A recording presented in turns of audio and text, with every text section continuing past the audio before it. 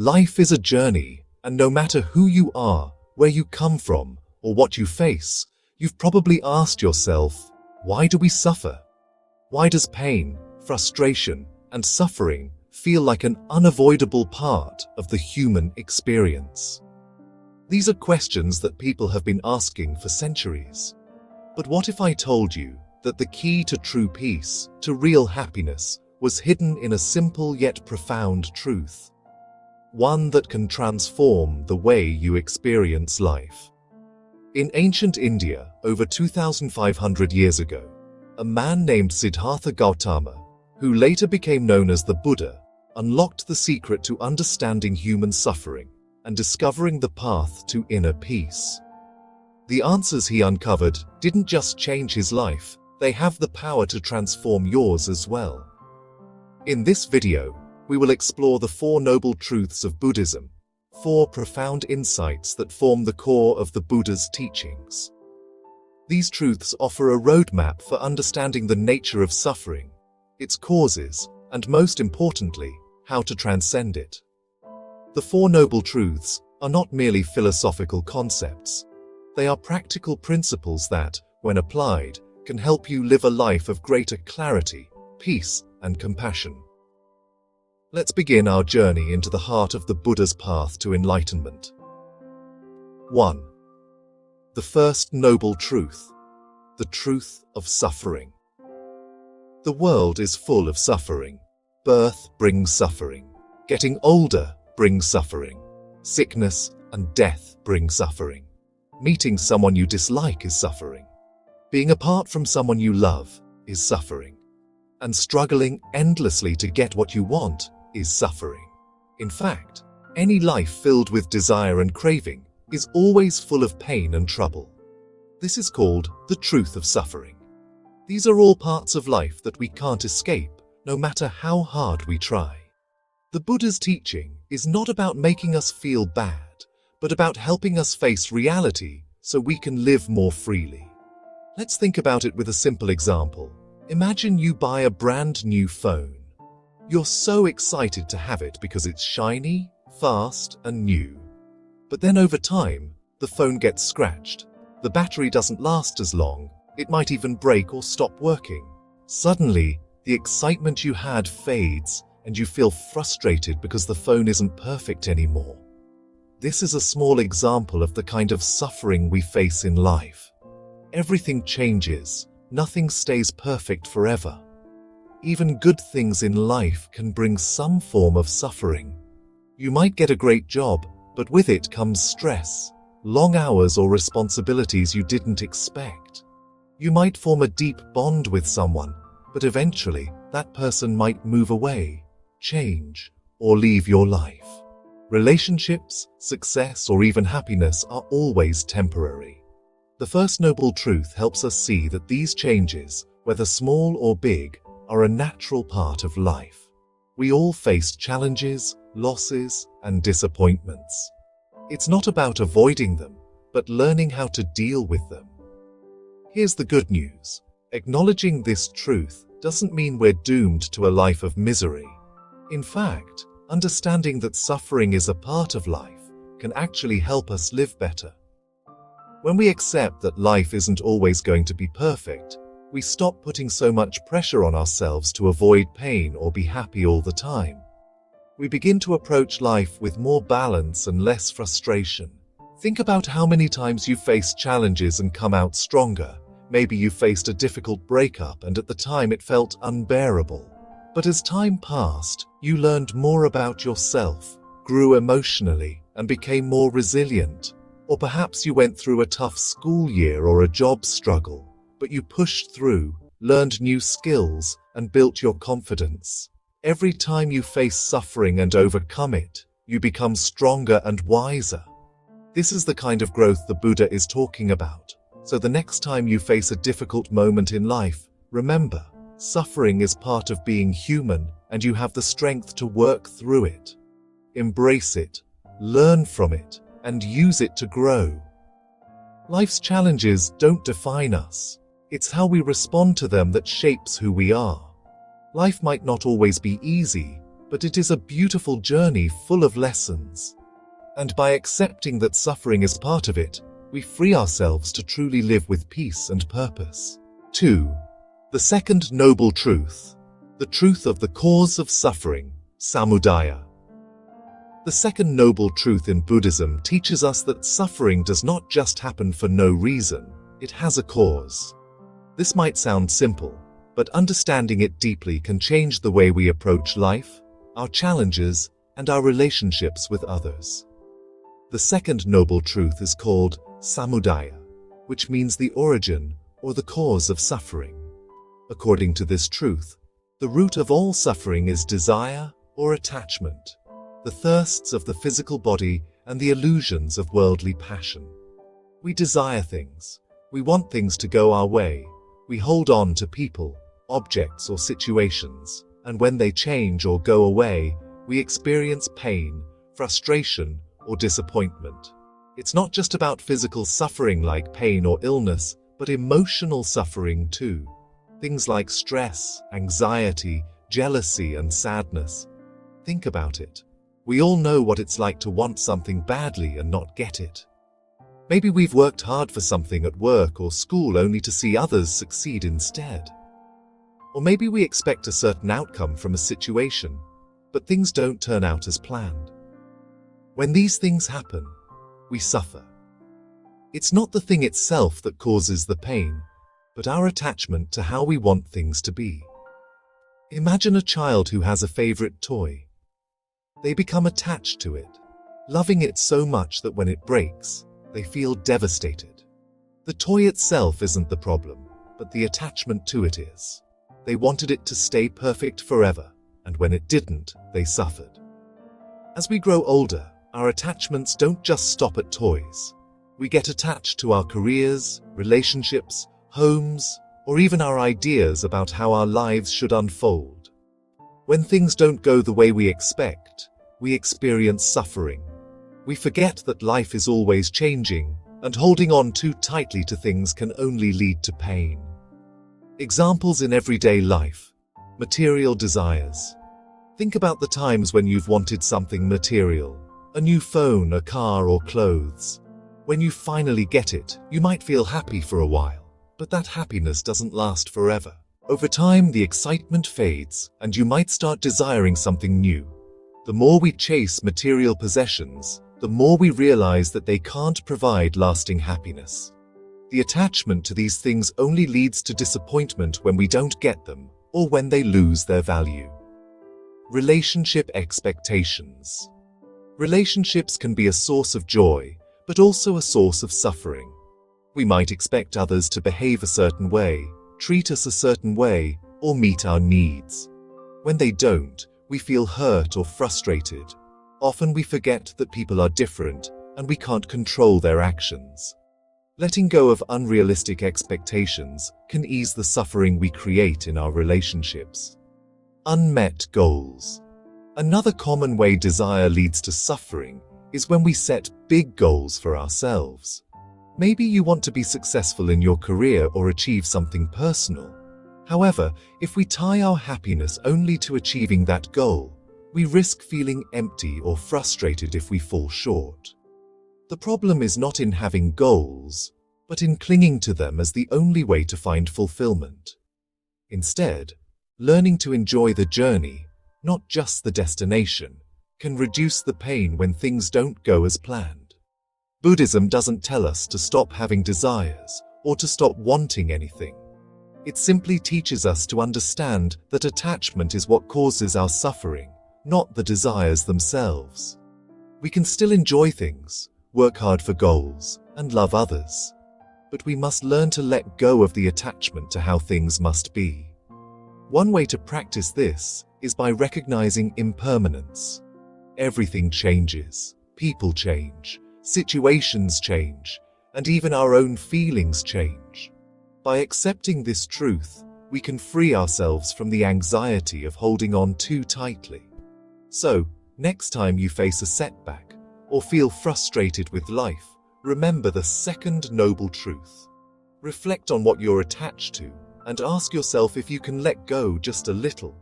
Doing so might just be the key to unlocking a more peaceful, fulfilling life. 3. The third noble truth, the truth of the end of suffering, Nirodha. Have you ever wondered if it's possible to live a life free from the constant stress, worry, and frustration that often weigh us down? The third noble truth in Buddhism, called Nirodha, offers us a powerful answer. Yes, it's possible. This truth teaches us that suffering doesn't have to be a permanent part of our lives. In fact, there is a way to end it. But how do we end suffering? The third noble truth reveals that the path to freedom from suffering lies in letting go of attachment, desire, and craving. It's not about escaping life's challenges, but about changing our relationship with them. Nirodha means cessation or ending. It's the idea that suffering can be stopped when we release our attachment to things we can't control, like our desires, expectations, and the constant need to have things go our way.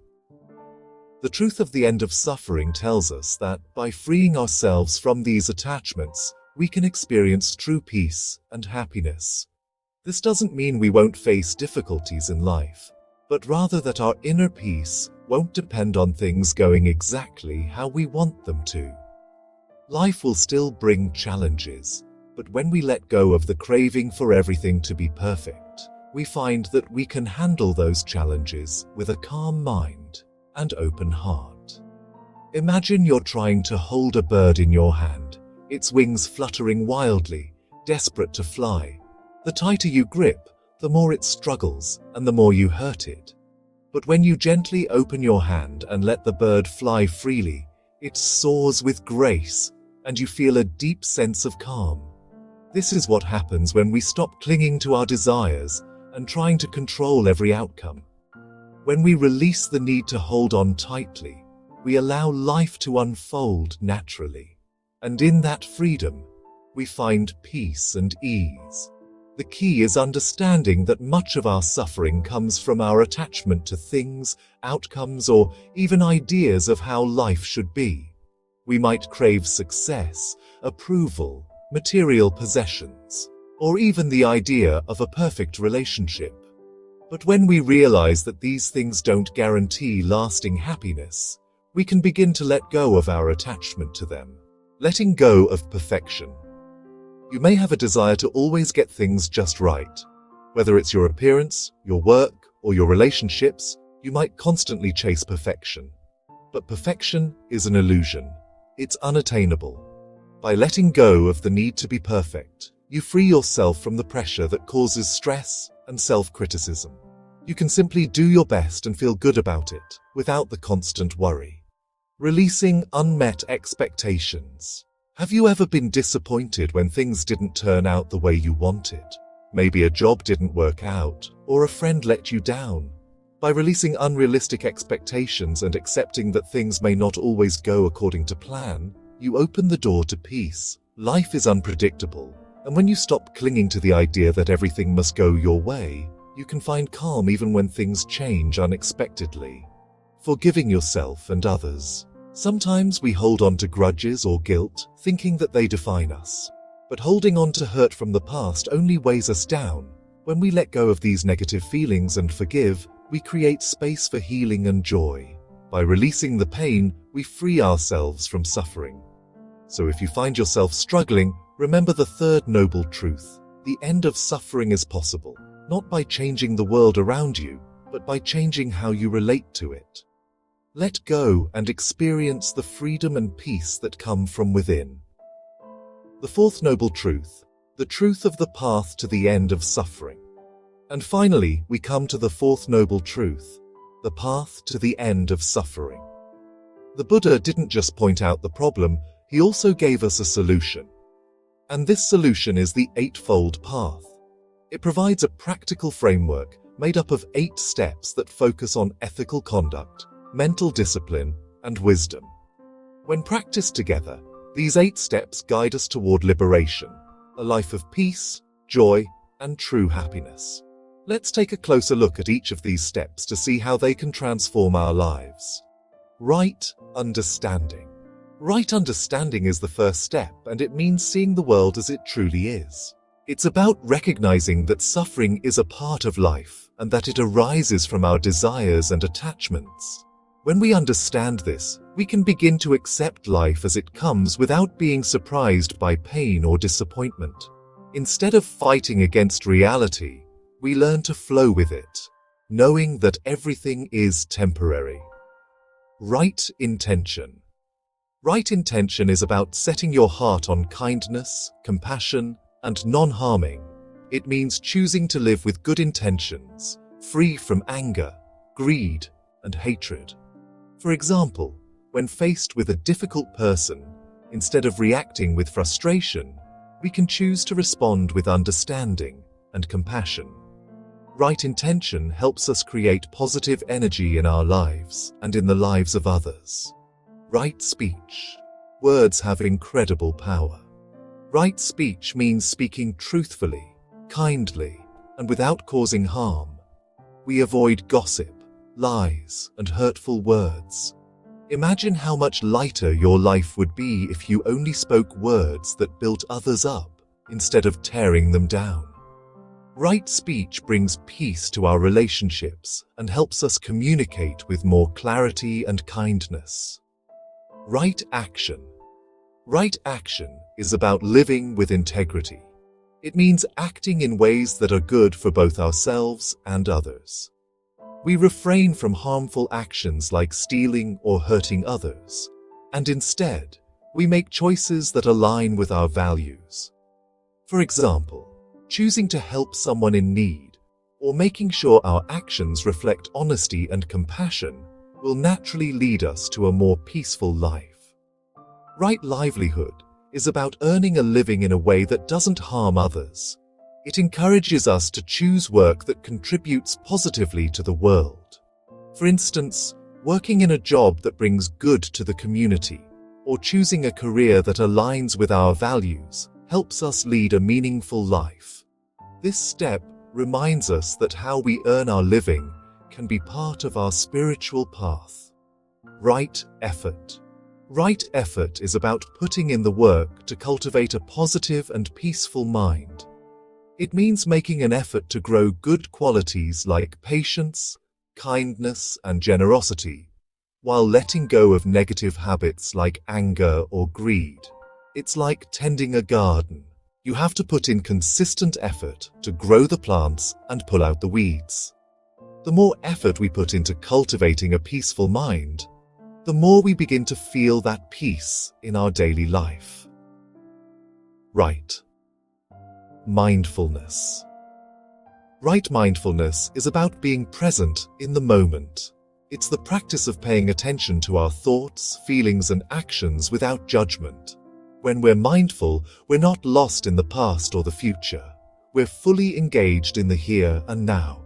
Practicing mindfulness helps us become aware of where we are attached or suffering, so we can make healthier choices. Right concentration. Right concentration is about focusing our mind. It's the ability to calm the mind and develop deep concentration, often through meditation. With practice, we learn to focus on one thing at a time without distractions. This brings a deep sense of peace and clarity, allowing us to approach life with wisdom and calm, no matter what challenges we face. The Noble Eightfold Path is a journey of gradual transformation. It's not something that happens overnight, but with consistent effort and mindfulness, we begin to see its benefits. By following this path, we can break free from the cycle of suffering and live a life of true freedom, kindness, and inner peace. So, no matter where you are right now, remember, this path is open to you. Step by step, you can walk it, creating more happiness and less suffering for yourself and those around you. As we come to the end of our journey through the Four Noble Truths, remember this: while life's challenges are inevitable, they are never insurmountable. The Buddha's teachings offer us a transformative way to rise above suffering and discover lasting peace. By understanding the nature of suffering, releasing attachments, and embracing the path to inner freedom, we can all cultivate greater clarity, compassion, and joy in our lives. So take the wisdom shared here today and apply it to your own life. Step by step, embrace the journey with an open heart, knowing that true peace begins within. Thank you for watching, and may you walk the path to freedom with strength and serenity.